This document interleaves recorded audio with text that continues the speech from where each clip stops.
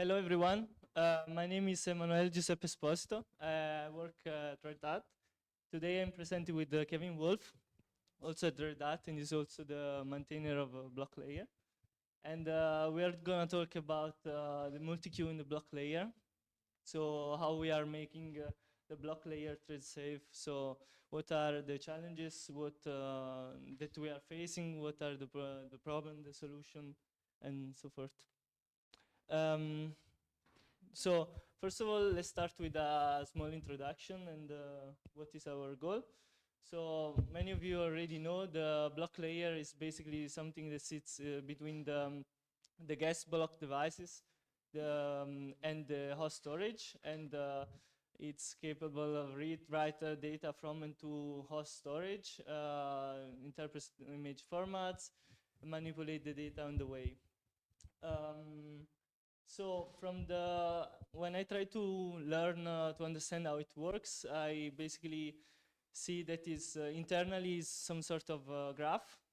It gets pretty complicated graph, but where each node can be a device, but also can be a job, and there are also intermediate nodes that are used internally.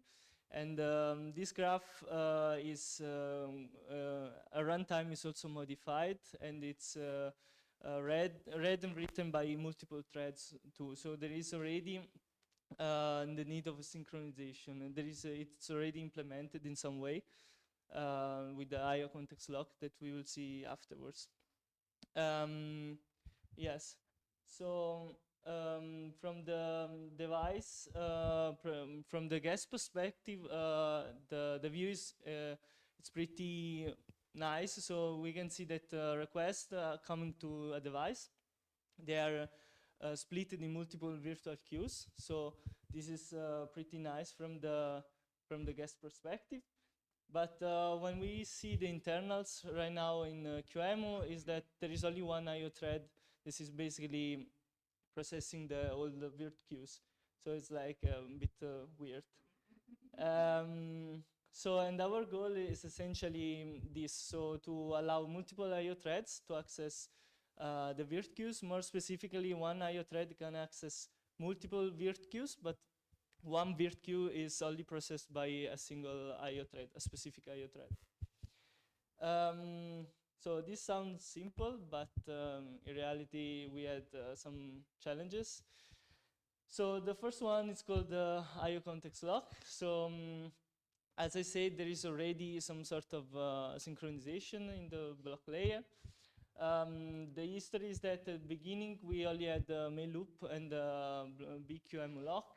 Then it was IO threads were introduced to improve performance, and they access the block graph. That's why we need this IO context with the per IO thread with a lock. And at first, it was only protecting the block driver state, so it was nice. But today, it's basically used everywhere. And by itself, today, QEMU works, of course, with each image or device is bound to a single IO thread. But when we want to improve performance to add multiple IO threads, as I showed before, this won't work anymore.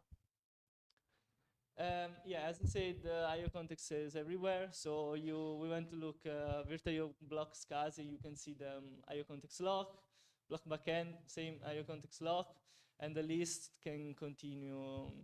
And this is not good at all for us. So the first step was to understand what is running in the main loop and what is running in an IO thread. So the first step, the first thing I did was to go to the headers, for example, block.h, and divide all the function in categories to understand what is, and I added also a lot of macros, really a lot, to all the function to assert and be sure that, for example, the global state code function, they represent only the function that run in the main loop, so they will fail, the assertion will fail if they run somewhere else. And there are also rules. So the category has global state code, IO code. So IO code is only running in the IO thread, so it should be thread safe.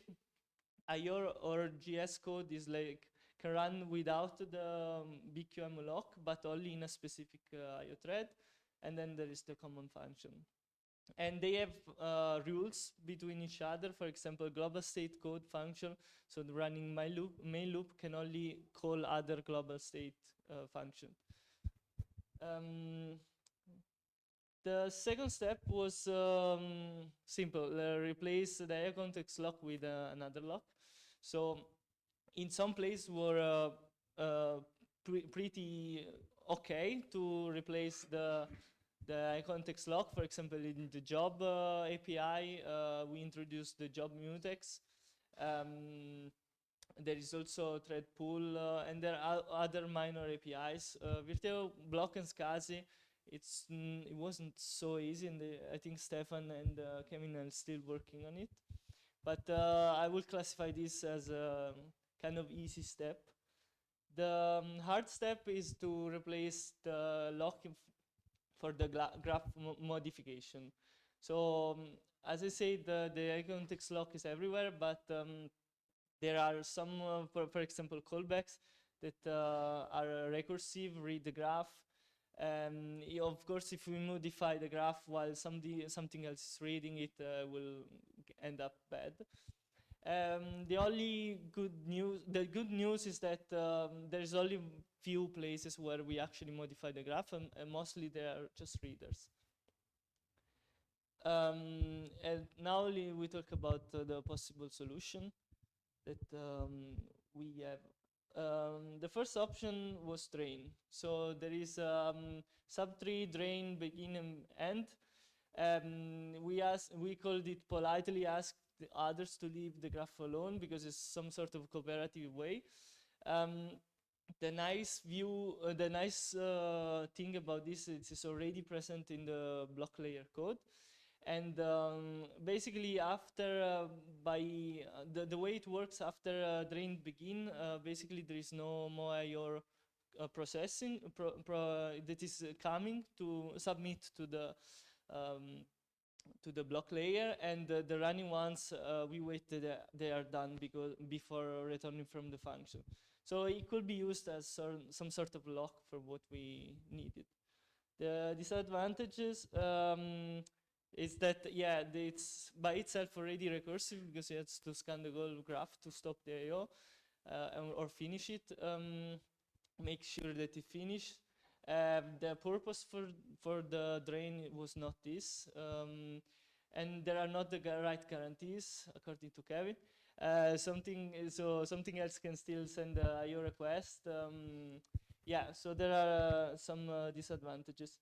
And the conclusion is that Kevin removed the subtree drained API from the QEMU block layer directly altogether because it wasn't a good fit, and also it was also not used correctly already.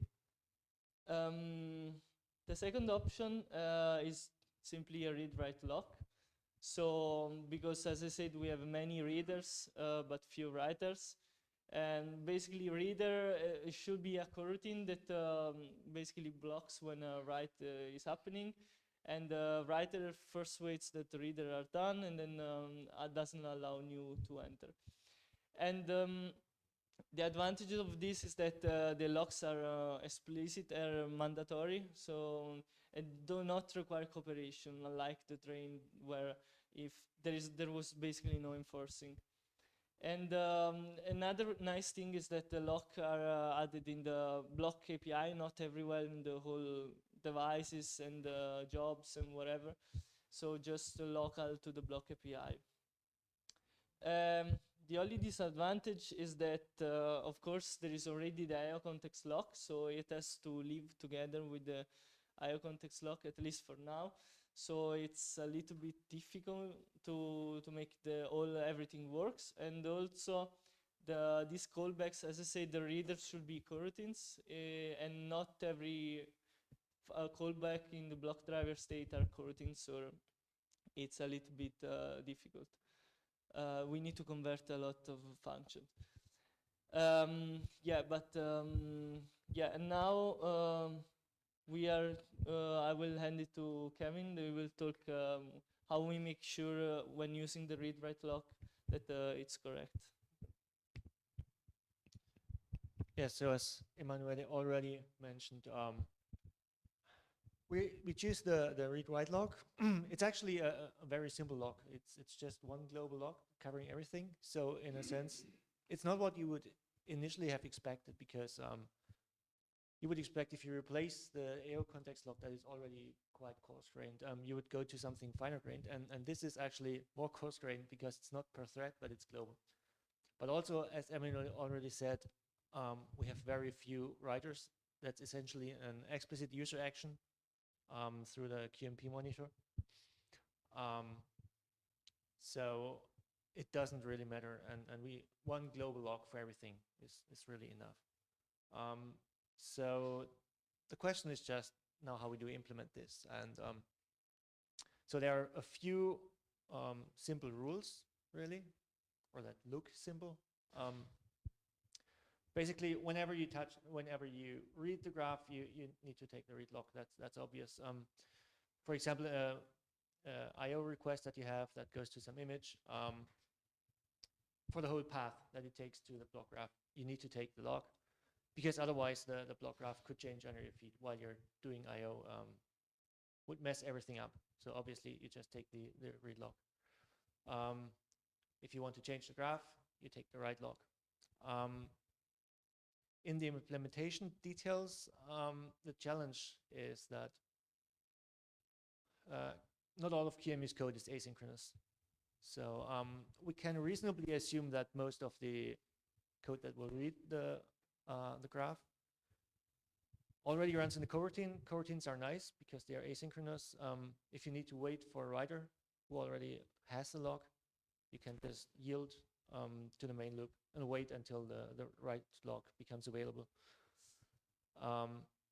There are some more readers. If they run in the main loop, basically what is the global state code macro that Emanuele also mentioned before, then it's fine to access the code, because the only writers that are allowed run in the main loop as well. If you're reading in the main loop, we won't get a concurrent writer.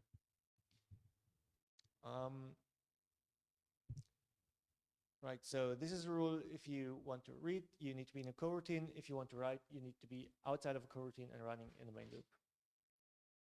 You also, and that is a rule that we kind of detected only a bit later when it was already implemented and things were breaking, you also must make sure that you don't hold any AO context locks while you want to take the write lock, because what it does is it waits for readers to complete by running a nested event loop. And when you run a nested event loop, and you actually,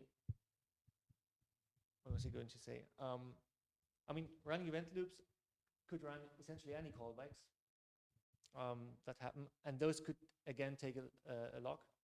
And because the writer didn't actually just yield in the background, but it's running a nested event loop, then you get deadlocks. So that's not something that works. So we need to be careful there.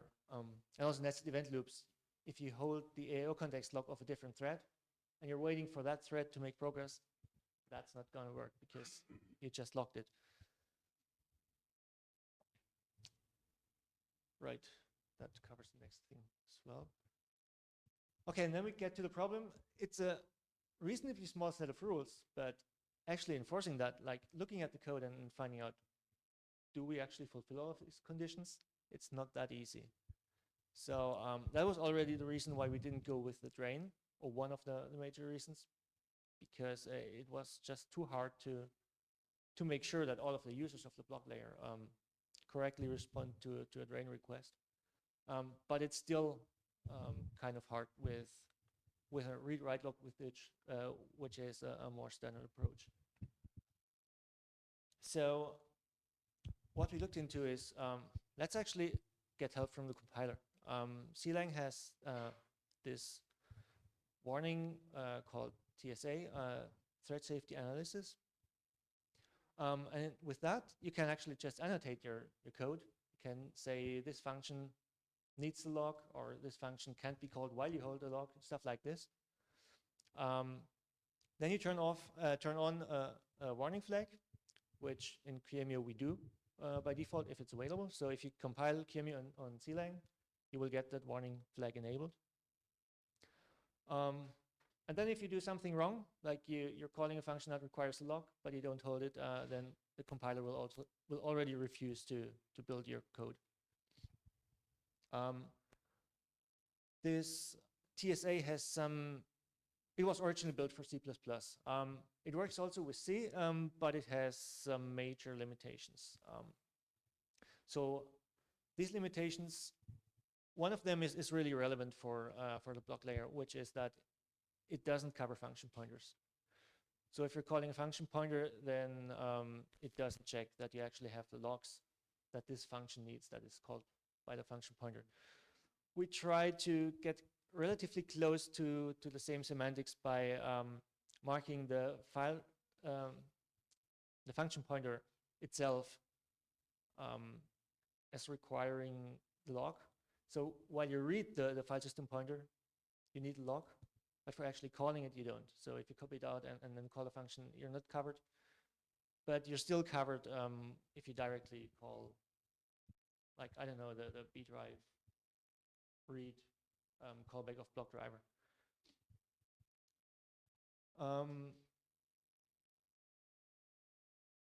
You can't have a mutex inside of a struct itself to protect fields in a struct, which is not a problem for us because we just have this one global block graph lock.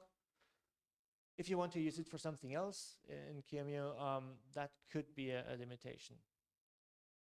The third one is TSA doesn't understand essentially the cleanup attributes, which are used in the mutex guard macros. So if you use those,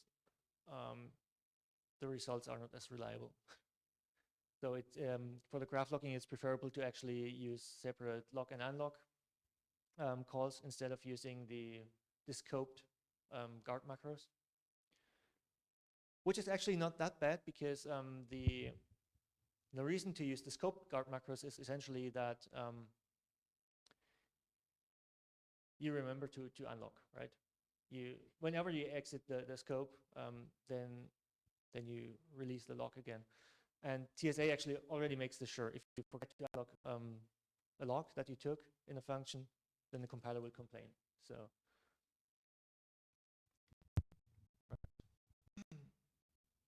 So this is what it actually looks like in QEMU. We have macros for the block layer, graph wrlog and graph rdlog. You just add it to the function, and that's it. And it tells the compiler that you need to hold the lock if you want to call this function. As I said, function pointers we annotate differently so that you have to take the lock to read the pointer. There's a separate macro for that.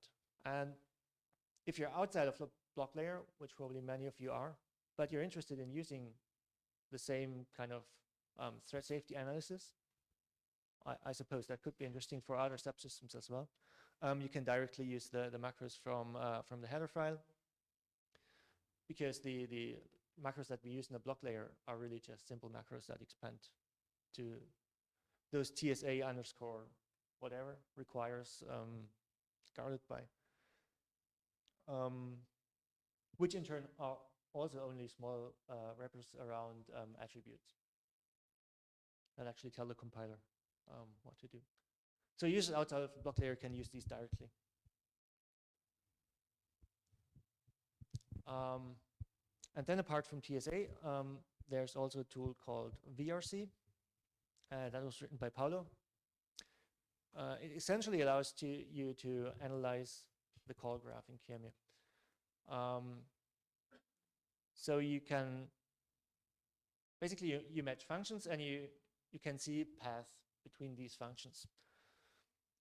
Functions can be matched by name. You can match them by regex, so you catch multiple functions, or you can assign labels to functions. So you group functions into functions with the same label. These labels could either be present in the source code itself. It's again a compiler attribute. And we actually do that for the coroutine related markers like coroutine fn. So those are automatically available as a group that tells every function that runs in the coroutine, or that must run in the coroutine. Or you can also have a text file where you explicitly define this function is in this label. And with this tool, we can find paths and, for example, find functions that are non-coroutine functions and call coroutine functions directly without, just spawning a new coroutine to run it, which is a bug. You can't do that. Or you can find places where functions that run in a coroutine run nested event loops, which is not allowed either. So these are some kinds of bugs that we stumbled upon while making the conversions. And this tool is a help to find them. Right, after we know how we can ensure a bit more how to keep things safe, let's go into the plan of actually implementing it. So the plan is relatively simple. So we just look at each function that touches the graph, essentially the links between nodes. So anything that goes to a child node or that goes to a parent node from a given block driver state from a node. If we want to access that link, we just need to take the log. So first step is you just take it locally around that access, and then you start pushing it up into the callers. If it's a coroutine caller, that's easy because you just can take the log.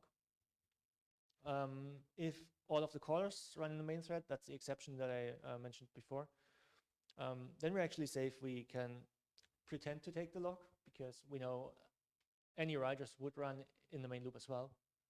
So we don't have anything we need to protect again because we are the main loop. And then there are the cases where the code is currently not running in a coroutine, but it needs to take the log. In that case, we need to move the code to run in a coroutine. And the usual way we do this is using the coroutine wrapper macros. And there's a script that then generates wrappers that spawn the function in a coroutine and wait until the coroutine has finished and return the result. So we're already using, or we have already been using these functions for block I/O, like read functions, write functions. They have already been doing this. And we essentially need to extend the same mechanism to more functions. We actually did this, so this is pretty much finished. Right, and once we have covered all of the places that access the block graph, then we can actually add a TSA annotation that tells if you want to access the children or the parents field, then you need to have the log. Once this is done, you can get rid of the AO context log for protecting the graph against changes.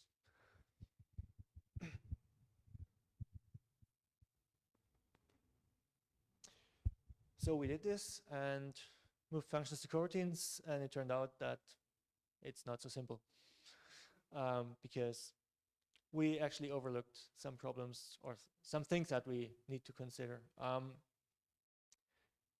The coroutine wrappers, as I said, they spawn a coroutine and then they have a nested event loop to wait until the coroutine finishes and returns the result.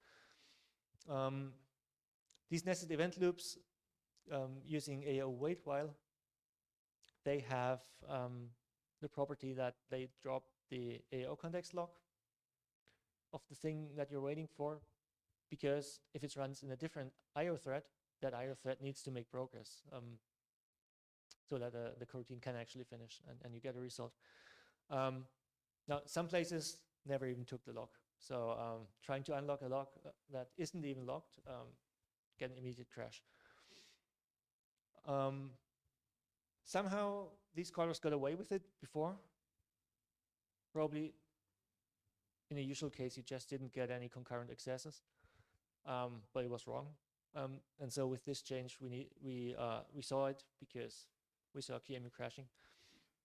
So we just needed to actually add like the necessary locking to the places that should already have had it before, but didn't.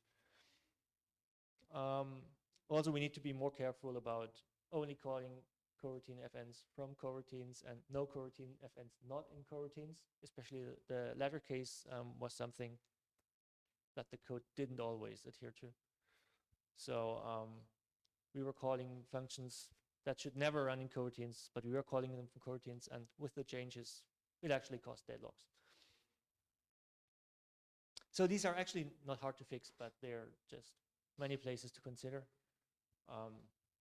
We went through them. Should be done by now, hopefully.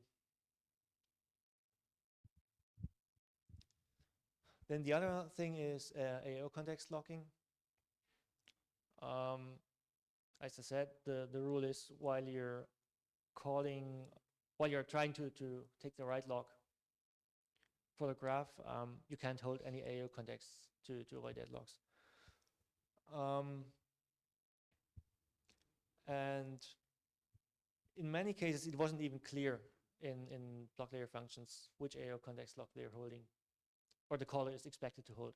So this needed some cleanup as well, so that we can make sure to actually unlock it before we run nested event loops. So while the goal is eventually removing the AO context lock so that we can actually submit from multiple threads, we actually need to fix it first so that we can even make the steps towards this. So block drivers are already ready for Multiqueue. Letting TSA check that the links are protected. This is in progress. I've already got quite a few patches merged. I have some more locally that I still need to send out. I have something compiling that already asserts that the parents and child links are only accessed while you hold the graph.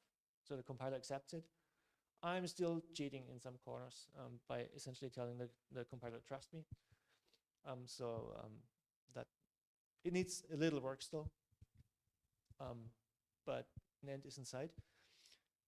Then we need to check that the remaining fields of the block driver struct are correctly locked as well if you access them. And then finally we can start submitting requests for multiple threads.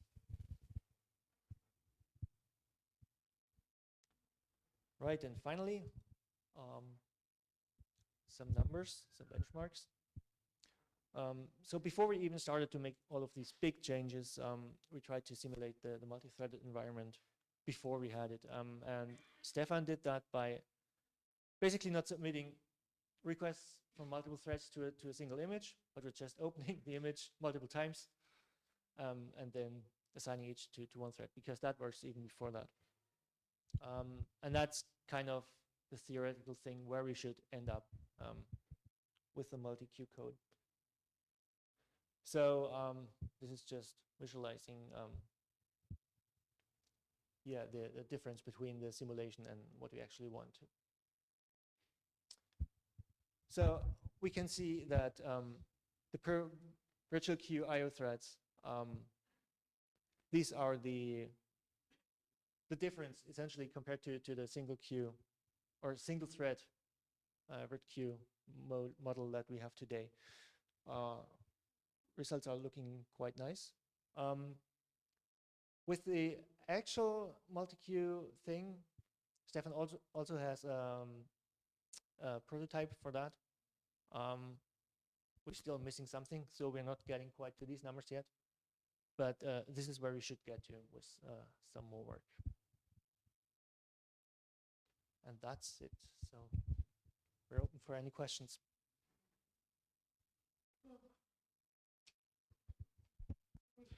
Yeah, first thing when you said that changes or writers are mostly user actions, that comes to mind is RCU possible? But I think the data structure is not suitable for that, right? The graph? it would be probably very complicated. Yeah. So we didn't investigate it closer. It was mentioned. So we had a brief thought about it. But actually, this read-write log is very simple, and the way it is implemented is it's actually just we have thread local counters for the readers, and only when you want to write, you actually sum them up. So it's relatively fast. You don't get contention there. Okay, thank you.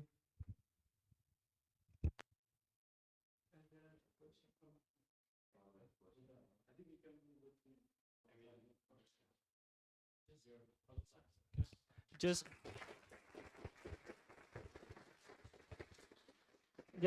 thank you to Paolo and Stefan for helping us.